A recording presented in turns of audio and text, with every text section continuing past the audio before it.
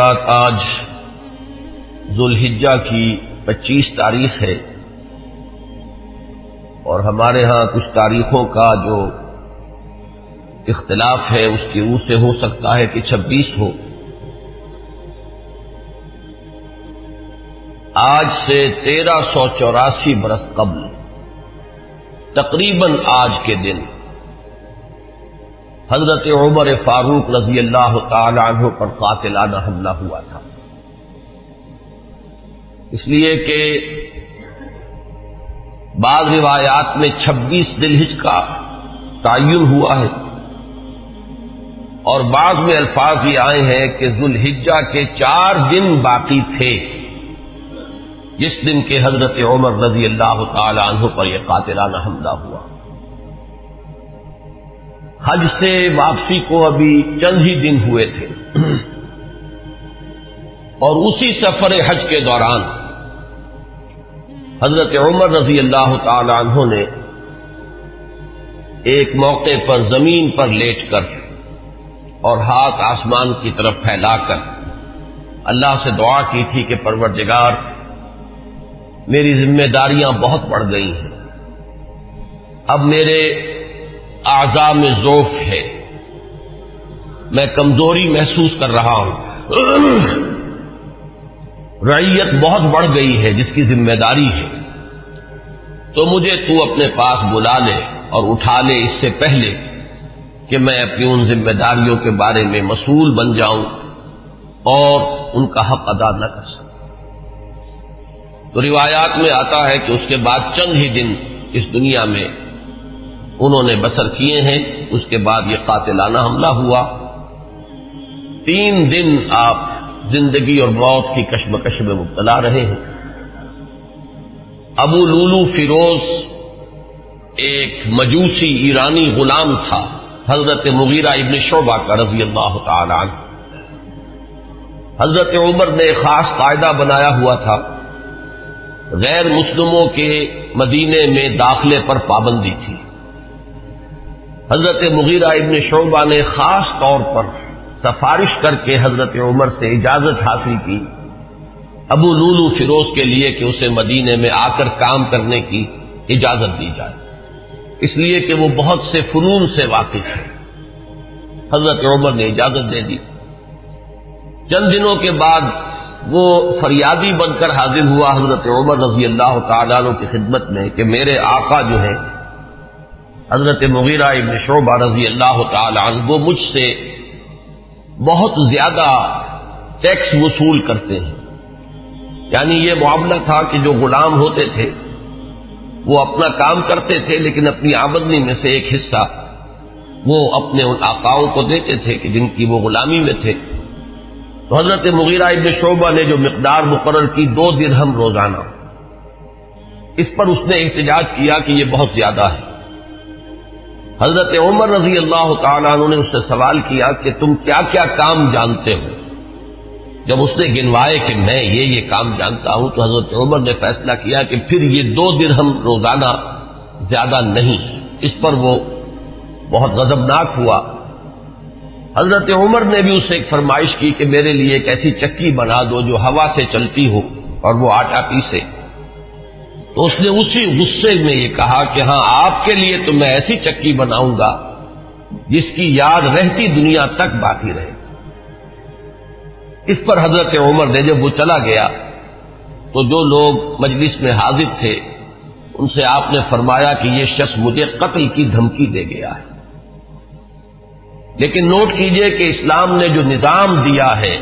نوع انسانی کو، وہ نظام جو محمد الرسول اللہ صلی اللہ علیہ وسلم نے عطا فرمایا، اور جیسا کہ میں نے بارہا عرض کیا ہے کہ اگر اس کو پوری طرح شباب میں دیکھنا ہو، للی ان بلوم جسے کہتے ہیں انگریزی میں، ایک پھول پوری طرح کھل گیا ہو، اگر وہ نظام اس کیفیت میں آپ دیکھنا چاہیں تو وہ در حقیقت خلافت عمر فاروق کا دور ہے رضی اللہ تعالی عنہ۔ وہ تمام خصائص، وہ تمام برکات جو اس نظام میں ہیں، نظام عدل اجتماعی، وہ اپنے نقطۂ عروج پر نظر آتے ہیں حضرت عمر فاروق رضی اللہ تعالی عنہ کے عہد خلافت میں۔ اسی نظام کا ایک پہلو یہ بھی ہے کہ انسان طبعاً آزاد ہے، اس کی آزادی پر کوئی قدغن، کوئی بندش بغیر کسی ثبوت کے نہیں لگائی جا سکتی۔ خود حضور صلی اللہ علیہ وسلم کے زمانے کا ایک واقعہ ہے کہ کسی شخص کو، مدینے کے کسی شخص کو کسی شبہ میں گرفتار کیا گیا۔ حضور خطبہ دے رہے تھے کہ ایک شخص نے کھڑے ہو کر کہا کہ میرے پڑوسی کو کس جرم کی پاداش میں گرفتار کیا گیا۔ حضور نے اعراض فرمایا، اس کی بات کا نوٹس نہیں لیا، دوسری طرف آپ نے رخ کر لیا، وہ ادھر پھر آ گیا، اس نے پھر سوال کیا تو حضور نے فوراً حکم دیا کہ اس کو رہا کر دیا جائے۔ یعنی یہ کہ اگر کوئی ثبوت موجود نہیں ہے تو معلوم ہوا حضور صلی اللہ علیہ وسلم اس طرز عمل سے کہ پھر واقعتاً اس کو گرفتار رکھنا، اسیری میں رکھنا، محبوس رکھنا پھر یہ صحیح نہیں ہے، بلکہ اس کو رہا کر دیا جانا چاہیے۔ یہی معاملہ ہمیں نظر آتا ہے اپنی اس آخری تکمیلی شان میں کہ حضرت عمر یقین کے ساتھ یہ بات کہہ رہے ہیں کہ یہ شخص مجھے قتل کی دھمکی دے گیا ہے، اور عمر فاروق رضی اللہ تعالی عنہ کوئی عام انسان نہیں ہے۔ 10 برس سے زائد عرصہ ہو چکا ہے کہ اسلام کی چکی جو چل رہی ہے تو اس کے مرکز جو ہے، اس کے جیسے کہ میں نے مثال دی تھی کہ حضرت علی رضی اللہ تعالی عنہ نے جب ایک موقع پر فارس کے محاذ پر، ایران کے محاذ پر صورتحال کچھ مخدوش ہو گئی تھی تو حضرت عمر نے یہ ارادہ کیا تھا کہ وہ خود محاذ پر جائیں اور مسلمان افواج کی کمان خود کریں، تو حضرت علی نے مخالفت کی تھی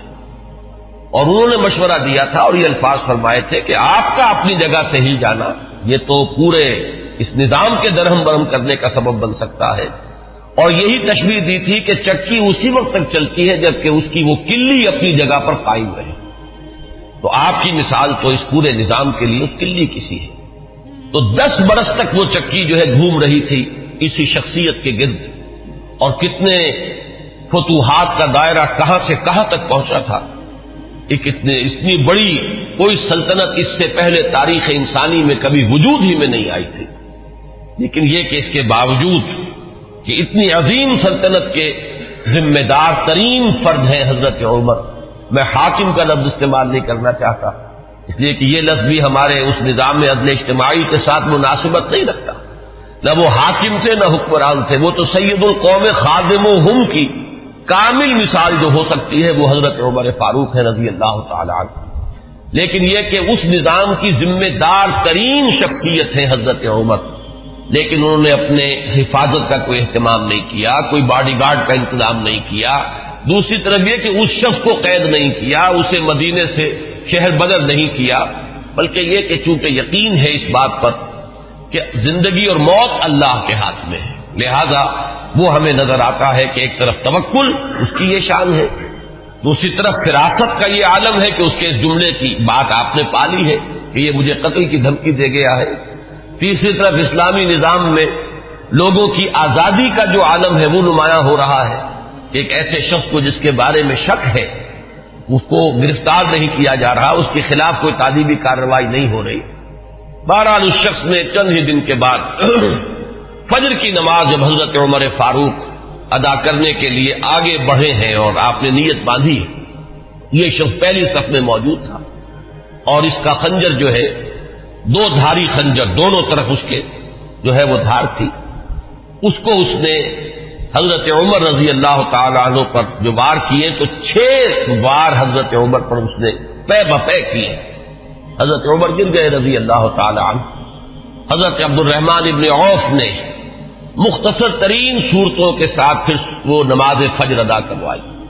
نماز کا یہ عالم ہے کہ یہ نہیں ہوا کہ وہ درہم برہم ہو گیا ہو نظام، لیکن یہ کہ چونکہ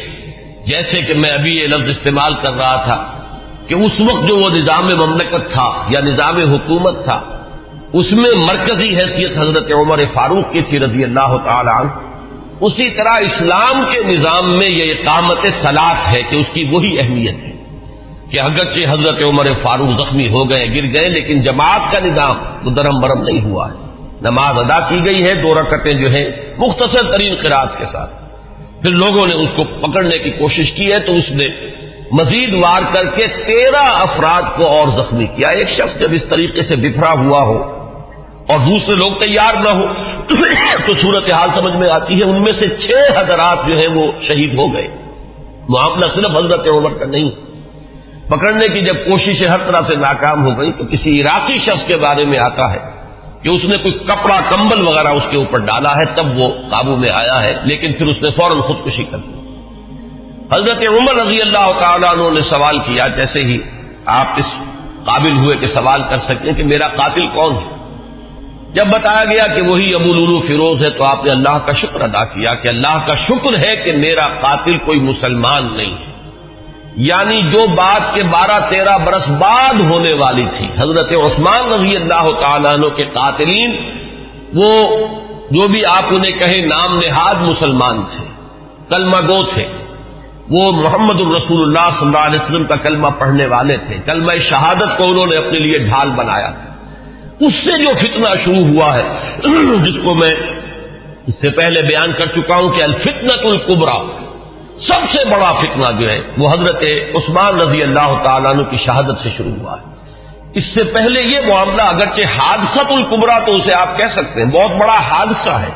لیکن یہ ہے کہ اس سے کسی فتنے کا آغاز نہیں ہوا، بلکہ یہ کہ اس کے بعد بھی وہ چکی اسی طرح چلتی رہی. کم و بیش 10 برس ہے حضرت عثمان رضی اللہ تعالیٰ عنہ قید خلافت کے کہ وہ بھی اسی شان کے حامل ہے، وہی یکجہتی ہے، وہی امن و امان ہے. اسی طرح فتوحات کا سلسلہ جاری ہے. انقلاب محمدی علی صاحب الصلاۃ والسلام کا سیلاب جو ہے وہ بڑھ رہا ہے اسی شان سے، جو میں نے بارہا آپ کو سنایا ہے اقبال کا یہ مصرع کہ تھمتا نہ تھا کسی سے سیل رواں ہمارا. تو کم و بیش 10 برس اس کے بعد یہ کیفیت طاری رہی ہے، تو اس سے کسی بڑے فتنے کا آغاز نہیں ہوا.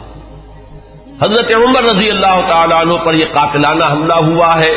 26 یا یہ کہ 25، 26، 27 ان میں سے کوئی تاریخ ہوگی.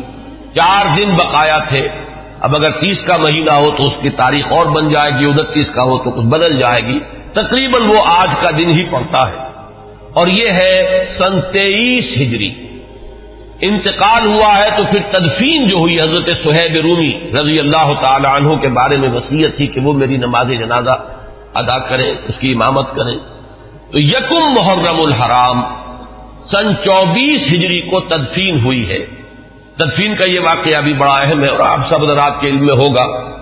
کہ حضرت عمر نے اپنے صاحبزادے عبداللہ ابن عمر رضی اللہ تعالی عنہما کو بھیجا حضرت عائشہ کی خدمت میں کہ میری بڑی خواہش ہے کہ آپ کے حجرے میں میں دفن ہو جاؤں جہاں محمد الرسول اللہ صلی اللہ علیہ وسلم اور حضرت ابوبکر صدیق رضی اللہ تعالی عنہ مدفون تھے. حضرت عائشہ نے فرمایا، اور اس سے جو مقام ان کی نگاہ میں تھا حضرت عمر کا وہ بھی ظاہر ہوتا ہے کہ کس طرح انہوں نے اثار کیا ہے، کس قدر ان کے لیے